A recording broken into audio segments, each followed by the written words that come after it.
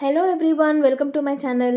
ఈ వీడియోలో మీతో మా మహాకాల్ కారిడార్ అండ్ ఉజ్జయిన్ మహాకాల్ జ్యోతిర్లింగ దర్శనం అలాగే భస్మహారతి ఎక్స్పీరియన్స్ ఎలా ఉందో షేర్ చేసుకుంటాను. ఫస్ట్ అయితే మేము త్రివేణి మ్యూజియంకి వచ్చేసాము. Triveni museum Mahakal corridor enter అవుతుండగానే లెఫ్ట్ సైడ్లో ఉంటుంది. ఈ మ్యూజియం ఉజ్జయినిలోనే ముఖ్యమైన ప్రదేశం. ఇక్కడ మనకు పాతకాలం నాటి దేవతా విగ్రహాలు, శిల్పాలు, పురాతన నాణ్యాలు, రాతి శాసనాలు మరియు దేవాలయాల నుండి దొరికిన అవశేషాలు కూడా ఇక్కడ కనిపిస్తాయి. ఈ మ్యూజియం ప్రత్యేకత ఏంటంటే ఇక్కడున్న శిల్పాలు రామాయణం, మహాభారతం అలాగే శివపురాణంలోని కథలను మనకి ప్రతిబింబించేలాగా కనిపిస్తాయి. ప్రతి శిల్పం ఒక కథ చెబుతుంది. దేవతల రూపాలు, వారి శిల్పకళా వైభవం చూస్తూ ఉంటే మన పూర్వీకుల కళా నైపుణ్యం ఎంత గొప్పదో తెలుస్తుంది. మొత్తం మీద ఈ మ్యూజియం మనకు ఉజ్జయిని యొక్క చరిత్ర, ఆధ్యాత్మిక ప్రాధాన్యత గురించి చెప్తుంది. ఇక్కడ చూపిస్తున్న విగ్రహాలన్నీ వాటికి నిదర్శనం. ఇప్పుడు మీకు చంబా స్టైల్లో ఉన్న దుర్గాదేవి, అలాగే శివుడు అండ్ కృష్ణుడు బొమ్మలు చూపిస్తున్నాను. ఇవన్నీ చంబా స్టైల్లో ఉన్న విగ్రహాలు. అలాగే ఆ కాలంలో మన దేవాలయాల్లో వాడిన దీపాలన్నీ కూడా ఇక్కడ ప్రదర్శనలో పెట్టారు. ఇప్పుడు త్రివేణి మ్యూజియం నుండి కొంచెం ముందుకు వెళ్తే మహాకాల్ కారిడార్ స్టార్ట్ అవుతుంది. మహాకాళేశ్వరుని ఆలయానికి కొత్తగా నిర్మించిన ఈ ప్రాంగణం ఉజ్జయిని యొక్క ఆధ్యాత్మికతను చాలా గొప్పగా చూపిస్తుంది. ఈ ప్లేస్నే మహాకాల్ కారిడార్ లేదా మహాకాల్ లోక్ అని అంటారు. మహాకాల్ లోక్లోకి ప్రవేశించిన తర్వాత మనకి భారీ శిల్పాలు, విస్తారమైన మార్గాలు మరియు శివుని మహిమను తెలియజేసే శిల్పకళ కనిపిస్తుంది.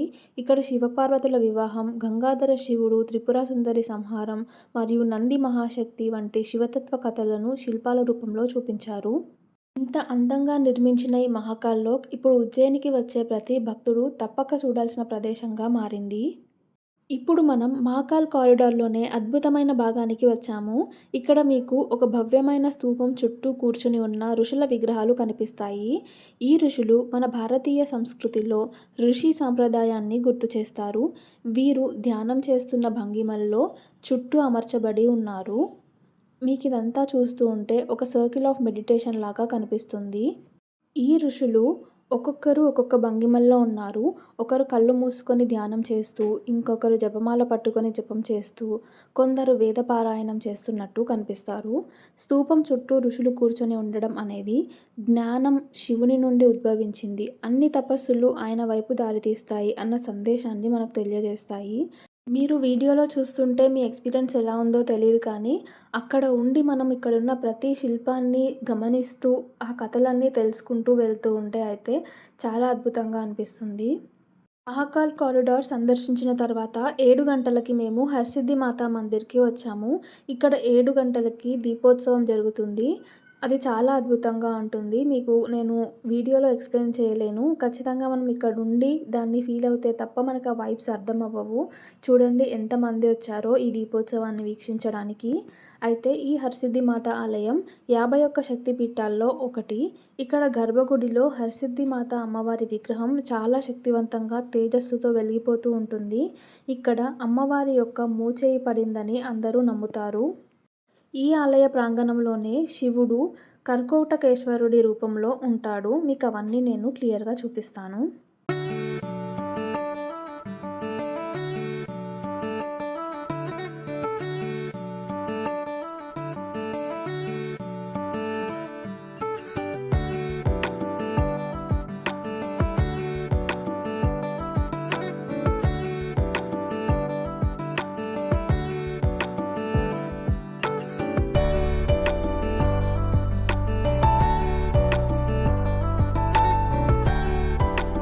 ఇంత రష్‌లో కూడా మాకు దర్శనం చాలా బాగా జరిగింది.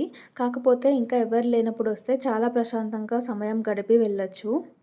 టెంపుల్ ప్రాంగణంలోనే మనకి ఒక చిన్న గుహ లోపల అమ్మవారి విగ్రహం కనిపిస్తుంది.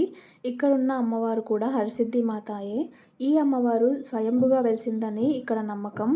హరసిద్ధి మాత ఆలయం సందర్శించిన తర్వాత మహాకాల్ కారిడార్లోనే ఉన్న భారత్ మాత మందిర్కి వచ్చాము. ఇక్కడ మన భరతమాత విగ్రహం ఉంటుంది. ఈ మందిర్ లోపలికి ఎంటర్ అయ్యే దగ్గర ఎంట్రన్స్‌లో మన ఇండియన్ మ్యాప్ ఉంటుంది. ఆ మ్యాప్‌లో మన ఇండియాలో ఉన్న జ్యోతిర్లింగాల స్థానాలన్నీ చక్కగా అమర్చబడి ఉన్నాయి. అయితే మేము ఎగ్జాక్ట్‌గా 8:00కి వచ్చాము భారత్ మాత మందిర్‌కి. 8:00కి రోజు వందే మాతరం పాడతారట.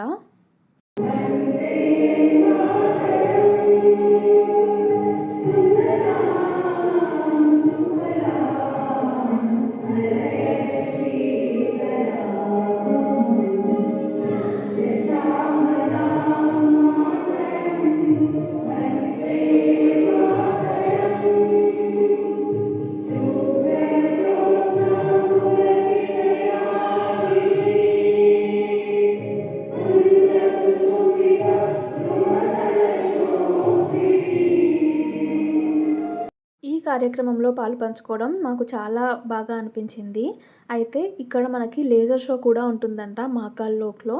అది కూడా 8:00 స్టార్ట్ అవుతుందంట.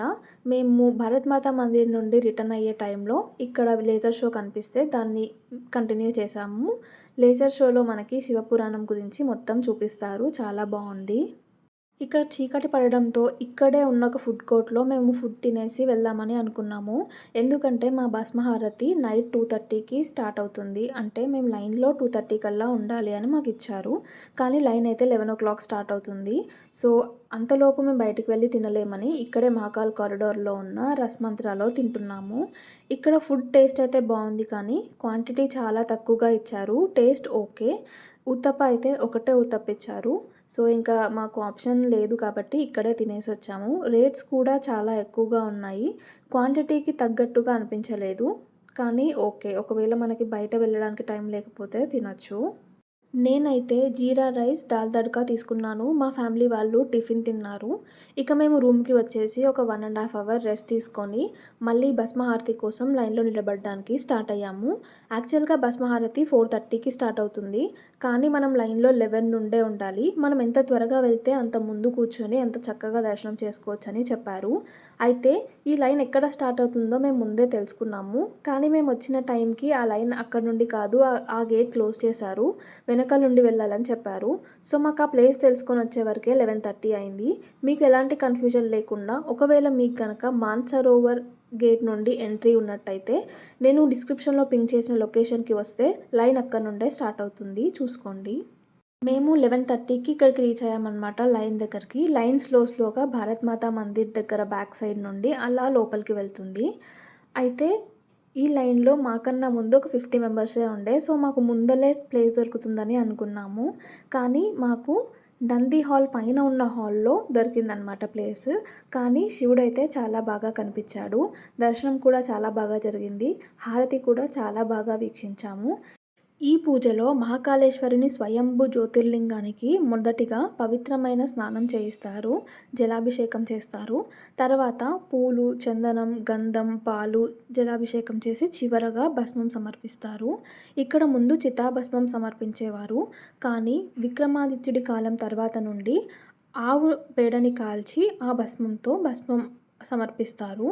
అయితే ఇక్కడ మొత్తం అలంకారం చేసిన తర్వాత ఒక తెల్లని గుడ్డతో శివుడిని మొత్తం కప్పేసి భస్మం ఇక్కడ చుట్టూ చల్లుతారు. ఎందుకంటే అలంకారం పాడవకుండా. ఈ భస్మహారతి అయిపోయిన తర్వాత మనకి ఆ క్లాత్ తీసేస్తారు. తీసేసి దీపాలతో చక్కగా హారతిస్తారు. ఆ వైబ్స్ అయితే చాలా బావుండే. టెంపుల్‌లోకి మనకి ఫోన్స్ ఎంట్రీ ఉండదు. ప్రతి చోట చెకింగ్స్ జరుగుతాయి.